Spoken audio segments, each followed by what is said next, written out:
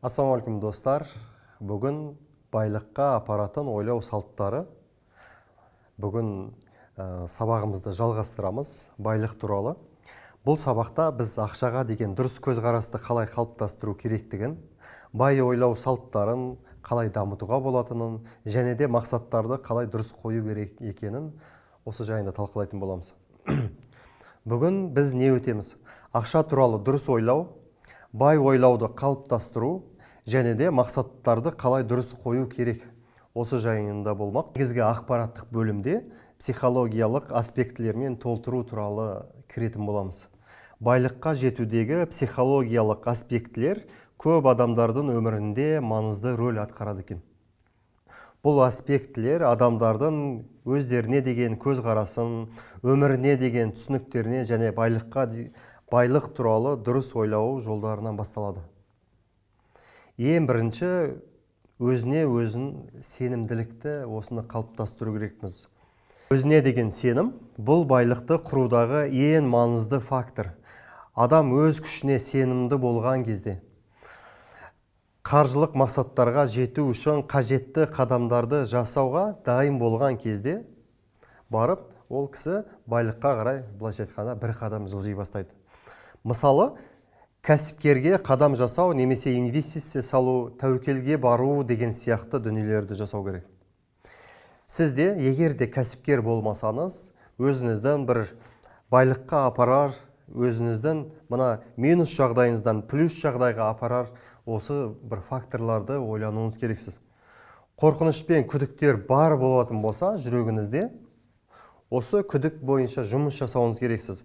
Көптеген адамдардың байлыққа жетудегі қорқыныш пен күдік бұл адамдарды тежейді екен негізі. Бұл көбінесе мен сәтсіздікке ұшыраймын, егер мен байысам, кімдер мені жақсы көреді, сол сияқты бір ойлардан туындайды екен де.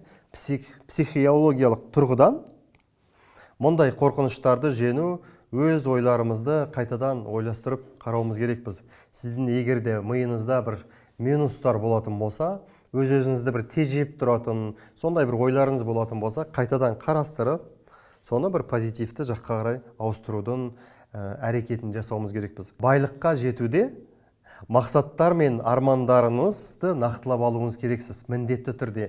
Егер де мақсаты жоқ адам, ол бір желкені жоқ кеме сияқты. Сіз басқа бір жаққа кетіп қалуыңыз мүмкін, мақсатыңыз нақты болмаса. Адамдар өздері үшін күресіп жатқанын көрген кезде, олардың өзінің бір мақсаты үшін кетіп бара жатқанын көрген кезде, ішіндегі мотивациясы артатын болады. Мақсаттарды біз қалай жазамыз? Мақсаттарды біз смарт принциптері бойынша жазуымыз керекпіз. Мақсаттарыңыз өлшену керек. Ең бірінші нақты, өлшенетін, жету мүмкіндігі бар, тиісті және уақытпен шектелген осындай бір құрал, инструмент арқылы мақсаттарыңызды анықтап алсаңыздар болады. Әлеуметтік факторлар деген адамдар үшін өте маңызды. Адамдардың өзінің қаржылық жетістіктері туралы қоғамдағы көзқарасын бір қарастырып, ол жайында да бір ойластырып жіберіңіз. Келесі пункт жеке өсу және өзіңді дамыту деп аталады. Байлыққа жету үшін жеке өзіңізді дамыту өте маңызды. Сіз үнемі білім алуыңыз керексіз. Өзіңіздің қаржылық біліміңізді де арттыру керексіз. Және дағдыларыңызды меңгеру керексіз үнемі. Қоғамда не болып жатыр екен деген сияқты, соның бәрін өзіңіздің қабілетіңізге, өзіңіздің дағдыларыңызға, сеніміңізді өзіңізге күшейтуге мүмкіншілік алып келеді. Біліміңізді сондай бір ортада жүру арқылы. Мұның бәрі адамға қаржылық мақсаттарға жетуге жолына керек болады. Сіздерге Алла тағала берекетін берсін.